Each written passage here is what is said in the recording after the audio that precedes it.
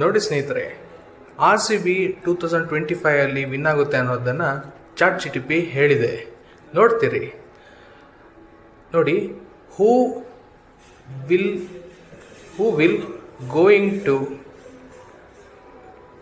Win 2025 IPL. ನೋಡಿ, ಇವಾಗ search ಮಾಡ್ತಿದೆ, ChatGPT ಹೇಳ್ತಿದೆ June 1st ನಡೀತಿದೆ,